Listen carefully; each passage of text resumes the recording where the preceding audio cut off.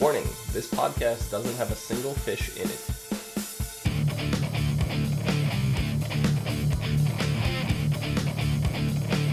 Not even gefilte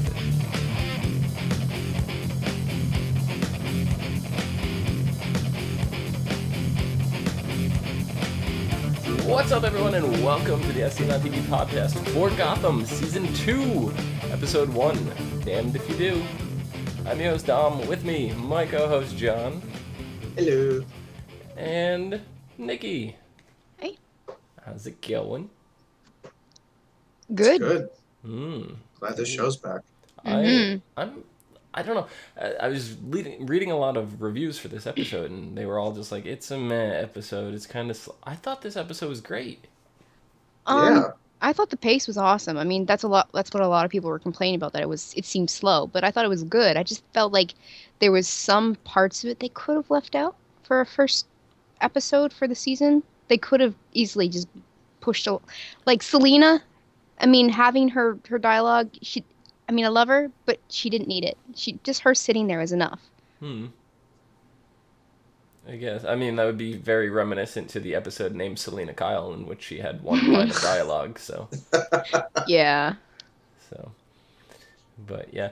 I don't know. I love the pacing, you know, the opening with Lou Reed's Perfect Day that we just got through watching on Fear the Walking Dead the night before. I know. It was new to me. I thought I was like getting deja vu because I'm like, didn't I just hear this song? Yeah, I watched them in reverse order. See, because Gotham was actually released a couple days early for those who are PlayStation Plus members. So I watched Gotham on Friday, and I was like, I forgot about this song. Pretty good song. And then Sunday comes along, and I'm watching Fear the Walking Dead, and I'm just like, wait a second. This is almost the exact same edit. Let alone the same song. It's the exact same edit. It's the same sound tune. Yeah. So I was just I don't know. I was shocked, to be completely honest. But I think like Lou Reed had to have just like recently licensed his music, or there had to be some kind of deal with his licensing or something that different companies jumped on the bandwagon at the same time. He just died like 2 years ago, I want to say. Maybe even 3. I don't know. But maybe since he's passed, people have been like his estates opened up his catalog or something like that. Yeah, it could be. I mean, he was voted like one of the worst singers ever. I mean... Oh, God, yeah, he's awful. Yeah, but, studio magic. I mean, I have heard worse, but... Yeah, it's not that great, but meh. But the song fit perfectly. It did. Yeah. Like, it fit better here than it did in Fear the Walking Dead, because at least here, when they're, like, feeding at the zoo and they show the penguin, and it's just like, oh, it was, it was great. Like, the imagery to go with the song was great. Yeah. But, we got to see, what was it, Jerome, Barbara, like, we saw, like, all the villains that were apprehended last season in Arkham just, like, chilling out, and we got to see Barbara's grand entrance. It was pretty damn good opening, if you ask me. It was really good. So, I loved her dress. The jail stripes look good on her. Yeah. Made her look like she had a butt. No. I wouldn't go that far, but... No, definitely not. I had to go back to that, because, that's like the first thing we said on Season 1, Episode 1, was that Barbara had no butt. It's true. It is true. I'm really digging her character so far. I'm excited to see Barbara now. Yeah, me too. I'm actually really happy with what they've done with her. Yeah, it's incredible, like, the 360 turn. Like, if you go back now and watch, like, episode 1 of Gotham from season 1, and then watch episode 2 of Gotham from season, episode 1 of Gotham from season 2, it's just, like, complete 360 degree change in Barbara.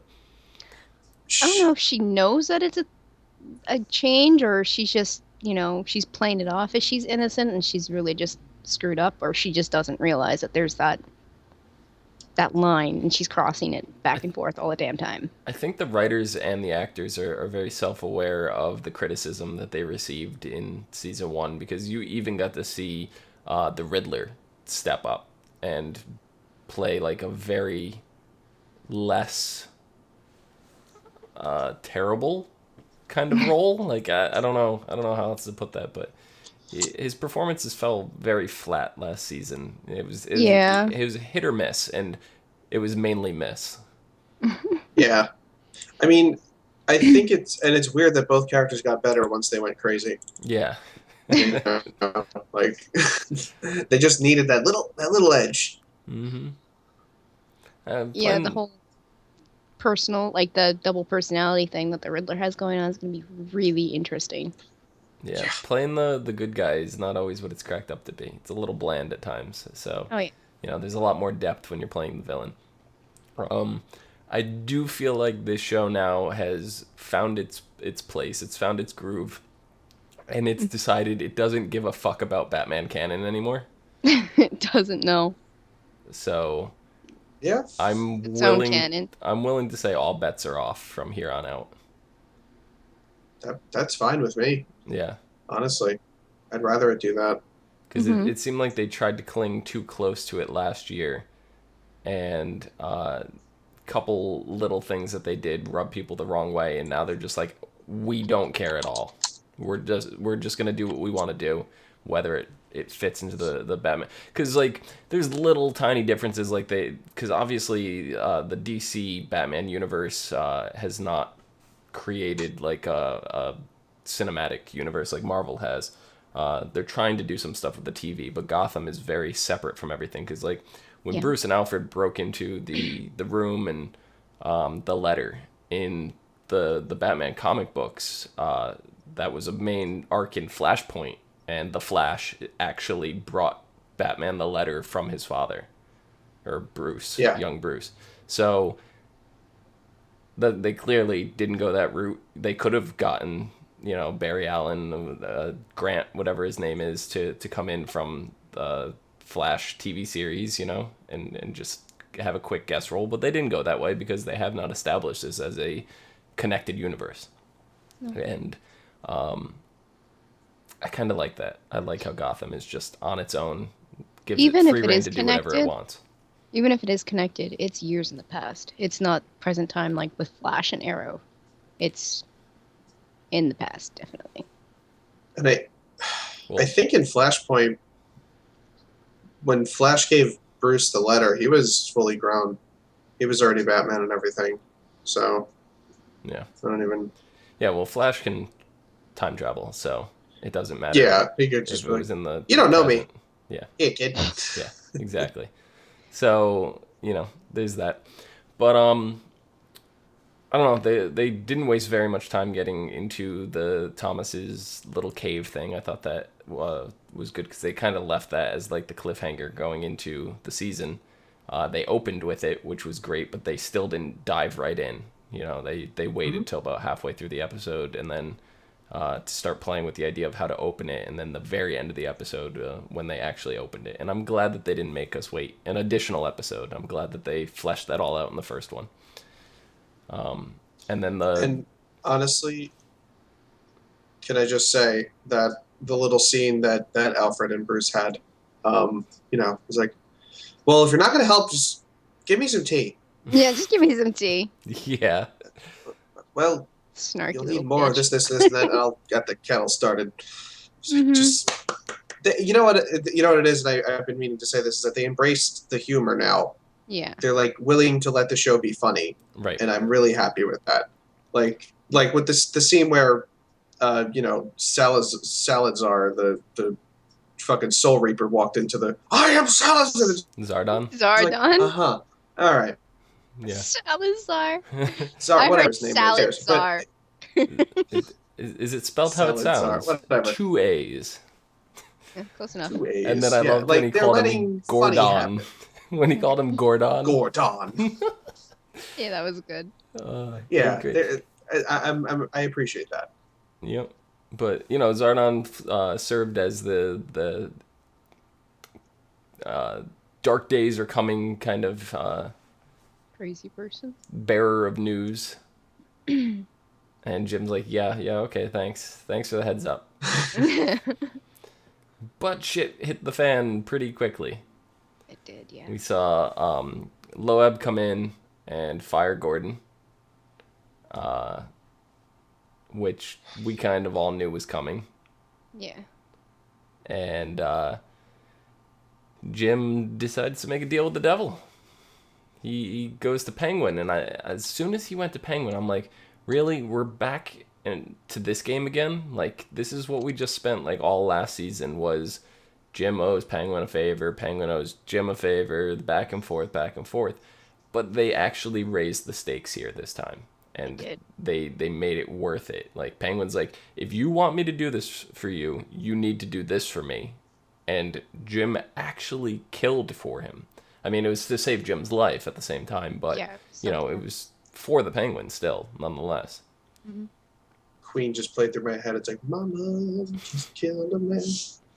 Shit, Jim, what'd you do? Yeah. So, I'm curious now how this is going to strain the relationship between him and, what's her face? Lee, yes. Lee. Penguin clearly knows about Lee too, but there's not much Penguin doesn't know about. He knows everything. Yeah. He's got people everywhere. Because he is like the new Falcone, so of course he does. I mean, to be fair, Jim did kind of sack up and tell her after like 5 minutes of not wanting to tell her. Maybe not the gory details, but at least she knows, like, I did something wrong. Like, she doesn't know. I don't think she knows what, but she does know that he did something that's out of his moral range. So and she knows whatever it is, it's probably bad, and she ought not to know. Mm-hmm. Because we saw her at the end of the episode. She seemed pretty happy with the way things were. So yeah, I think she just pushed it off. Like, okay, whatever. Maybe. Yeah. I don't know. She's still not exactly my favorite character. I think she's gonna replace the Barbara hate for me. Yeah, because I know you, Nikki. You're coming around to Barbara now, and it's because she's gonna play such a good villain. Mm-hmm. Maybe. I don't know. Like, you saw her face at the end there with Galavan, and she just looked like she was a dumb, flaky blonde again. Like, she didn't know what was going on. No, obviously you know what's going on. You're just stupid. Look, man. Just stop. Just you can go take the with dog it. out of the house, but yeah. Well, speaking of Galavan, we had Theo Galavan, who he's a billionaire, who's clearly close friends with the mayor. Decide to, he's the one that fed Zardon the crazy pills, whatever, potion, drink, whatever he had. The glowing dragon's blood. Yeah. The dragon's blood. And gets Zardon to get committed to Arkham, only for it to release this chemical gas into Arkham so he could break them all out of prison. I think or the asylum. Zardon too. Yeah. Rest in peace, Zardon. Yeah, he's probably dead. Yeah. So we see the collection of like all these big criminals come through, and correct me if I'm wrong, but the one that was kind of Barbara was the arm candy too. Was that Black Mask from last season? Because I feel like I knew him from previously. Crap. I don't remember who he was. I think he might have been Black Mask. I'm going to try to look it up real quick. I think he was. Yeah. Chat, help. Help, chat. Was that him? Yeah. Yep. Okay, that makes sense. There You go. Yeah, it was him. Okay, that makes sense. Yeah, so it was a nice short return from Black Mask. I personally like that character. Kind of sad to see him go. Well, I mean, he had his own agenda, and well, Galavan wasn't going to have that, so that's it. Yeah, Wendell Marshall is confirming also that he was Black Mask. So thank you, Wendell. Yeah. I was looking at that scene all together. I was like, is this going to be like Suicide Squad already? Is that happening now? Yeah, it's kind of like... Because I'm okay with it. It's kind of like Jerome is... I mean, we're assuming he's the Joker at this point. So would that make Barbara like his Harley Quinn? Is that kind of the direction that they're going for? I didn't want to believe it, Yeah. but she very well could be. Yeah. I don't know. I don't think she's going to hang off Jerome. I think she's more or less going to hang off Theo. Yeah. Because he's got the power, and she's kind of attracted to that. Yeah, she's definitely attracted to power. Like, we saw it last season with Milo's character. I forget. What was the... Oh, the ogre. Yeah. So, yeah, I don't know. Theo, I'm really interested to see where he's going with this. Because, I mean, this whole arc of the story right now is called Rise of the Villains. So, they wasted no time. No, they didn't. Right into it. So, I'm curious what the overall agenda is. There's a lot of theories out there that he's actually Ra's al Ghul. That he's, immortal and he has been alive for centuries, or that he's just a subordinate and he's just, he's one of those hands for him, for Ra's al Ghul, and things like that. I mean, there's other people saying he's a completely original character like Fish was. So, yeah, I don't know what I'd prefer at this point. It's too early. Yeah.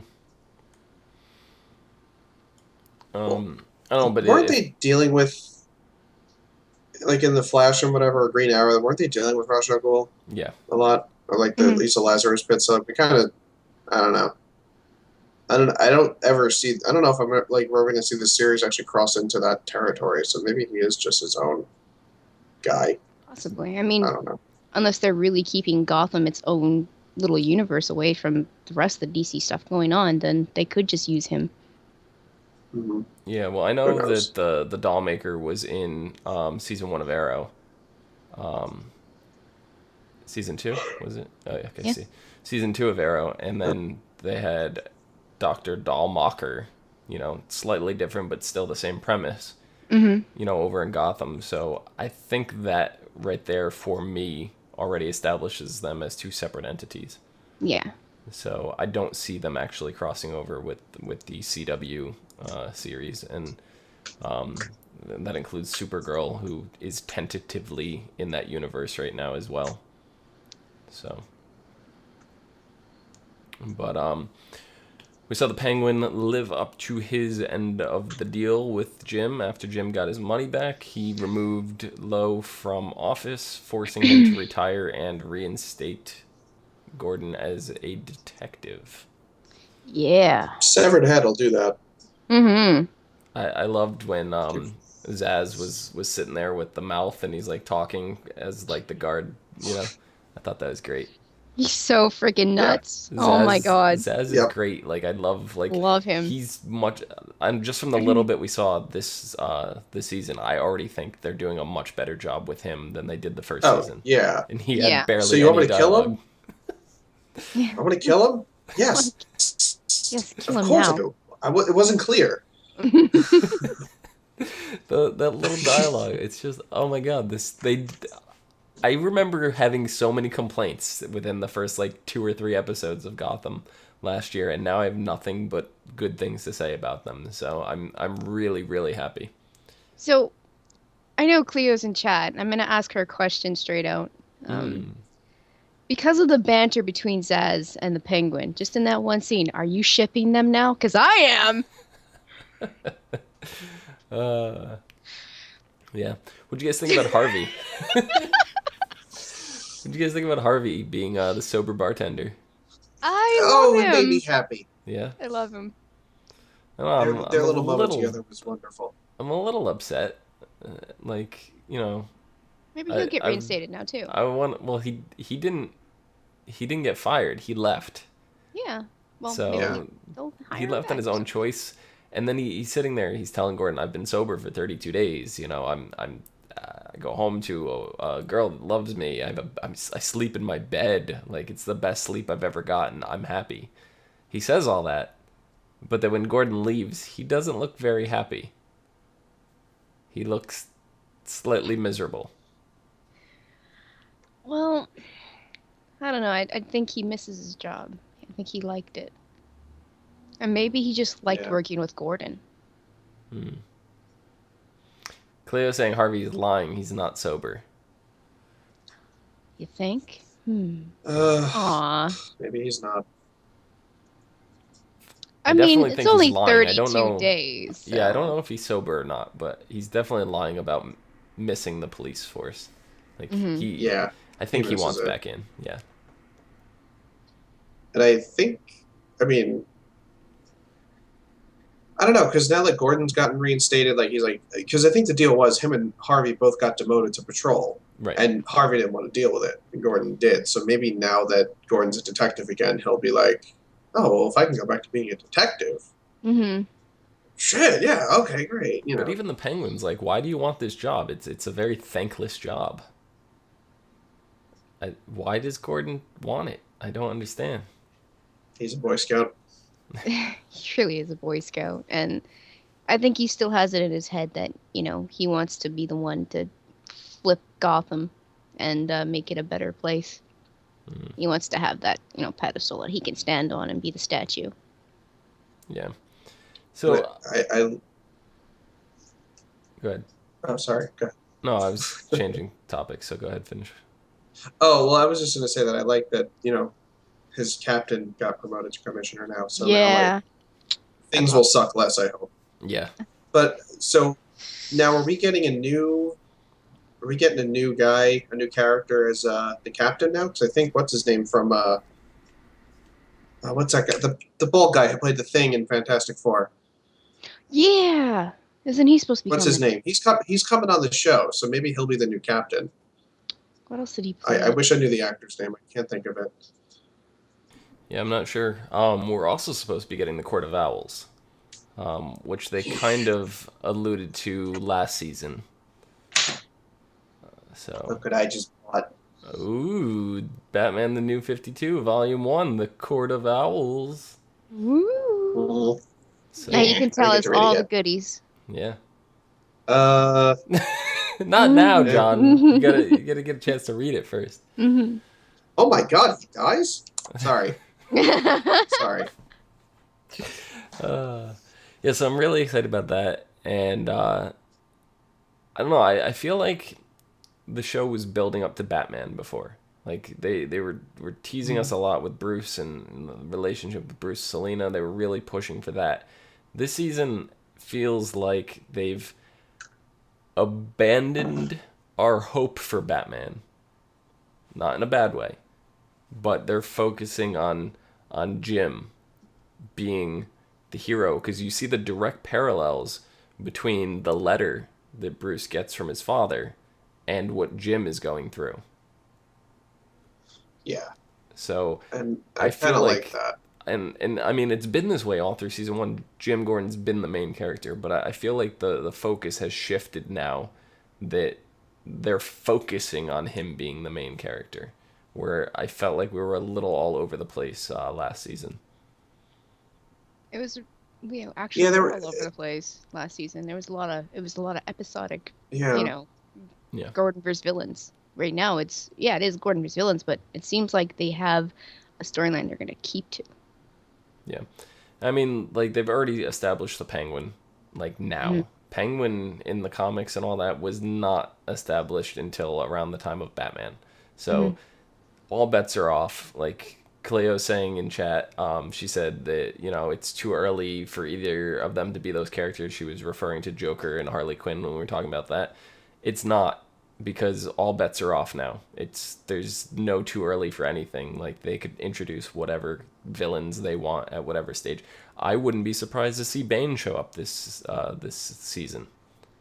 Like, they teased us with the Venom toxin, whatever last season, it's gonna come back. There's no way around it. Yep. We're gonna see more Scarecrow. It's definitely that's gonna happen. And I'd be very surprised if they didn't introduce Mr. Freeze this season. They were supposed to do it last season. His normal self, Victor. Yeah, Victor. But I think the best part is that, and I saw an interview with the guy who plays Jim, Ben McKenzie. Mm-hmm. He was saying, like, we made a mistake with, like, solving the crimes in one episode. Like, so we want to have, like, arcs for villains instead of just, like, hit it and quit it kind of thing. Right. So that's kind of encouraging. They started that already. Like, the crime was just committed at the end of the episode. So clearly this is going to take a while, which I'm really okay with. I mean, they hit it and quit it with Zardon, but Zardon is not a comic book character. That was something created for the show. So right. But I'm talking about, like, the Balloon Man. Right. I think they saw Black Mask in one episode. Like, all that stuff. See, and if Theo is in fact Ra's al Ghul and has access to the Lazarus Pit, we may not have seen the last of Black Mask. So I'm hoping because this is a comic book world. So in the comics, just because you're dead doesn't mean you're dead. So yeah. I always hope for characters like that to come back because Black Mask was one of my favorites from last season, and I'm very disappointed in them killing him off so quickly this season. But yeah, you guys have anything else for this episode? Nikki, you mentioned Fish. Yeah, I mean, Dom was saying, she's not really dead. Or, once you're dead, you're not really dead. Well, we just saw Fish fall into some water. That's all we saw last season. Mm-hmm. I mean, Jada Pinkett didn't say, like, she said that her character was gone. She didn't say she's gone forever or just off the show. She's just gone. Yeah. So she can come back. Yeah. And the funny thing, and I don't know if there's any credence to this, but her name is still in the credits on cable. So I don't know if they just didn't update it from last season or it's possible. Accidental cable spoilers. I don't know, but it made me really hopeful that maybe we'll see her at some point. If we do, I don't think it's gonna be until like the mid-season. Yeah. It would be like a mid-season reveal. So it's completely possible. But was it listed under the cast or just like randomly? It was under the cast, yeah. Oh, okay. Maybe they just had her still listed because they did have like a couple flashbacks. And she was top billing, she's one of the top billing actors in the show. So they may not have just updated the cable listing. So it happens from time to time. Yeah. A lot of times, like my DVR will flag like repeat episodes as new episodes and record stuff that I've already watched, and I'm like, what is going on? So I don't completely trust the cable listings. But anyway, Fish can definitely make a return, and I would love for them to completely flip the script and turn either Fish or Barbara into the Joker. I think a female Joker? Yeah, I think that would be incredible. Oh my god. So I think Barbara right now has got the right kind of crazy for it. Where Fish was just she's pretty calm and collected, so she had like the set focus, the calmness about her that was dangerous. And Barbara's just she's unpredictable. She's like the Joker. Yeah. So yeah, now she is. I would like to see that, especially if they're abandoning Batman canon and they just want to do whatever they want. So that is my wish. Anyway, next episode is called Knock on wood? It's called Knock Knock. Oh, okay. Following his reinstatement, Gordon is thrust into a high-profile case tracking the deadly inmate escape from Arkham Asylum. Meanwhile, Galavan plans his next move while Bruce enlists the help of his father's old friend to unlock the secrets in his office. Enigma attempts to ask out Christian Kringle on a date. Oh. I love that that's like the final part of the synopsis. Like, Enigma attempts to ask Kristen Kringle out on a date. Like, oh, that's gonna be I want to traumatic wear for your him. skin. So I mean, that's bad. I really like the dynamic of him yelling back and forth at himself in the mirror. Like, stop doing that. Doing what? Copying me. That's what mirrors do. Like, that whole banter back and forth was great. It was genius. I loved it. oh, and do you think that his father's old friend that Bruce is enlisting help from would be Lucius? Lucius. It could be Mr. Lucius Fox. Oh, I want him back. Could be. Who else would it be? Morgan Freeman. Honestly. Yeah. I don't know. I liked Morgan Freeman as Lucius Fox in the Christian Bale series. So, but yeah. Yeah. So I think that about wraps things up. I know I'm excited for next week. Oh yeah. John, where can the people find you? You can find me at No More on the Twitters. Excellent. Nikki, where can the people find you? At Lady Venom 24 on the Twitters. LADYVNOM24. Excellent. You can find me down below at Phenomenon, PHENOMEDOM. Do. Did I get it? Nailed it. Oh, that kind of frightened me a little bit. You can also find us on Facebook, Gmail, G+, Twitter, Space, and right here on YouTube at /ASOTV podcast for some more podcasts for some of your favorite TV shows. Till next week. See you guys later. Ah. So if Barbara Blyther's like a phoenix. yeah, so if Barbara's gonna be a female Joker, does that mean Jerome's gonna be a male Harley Quinn?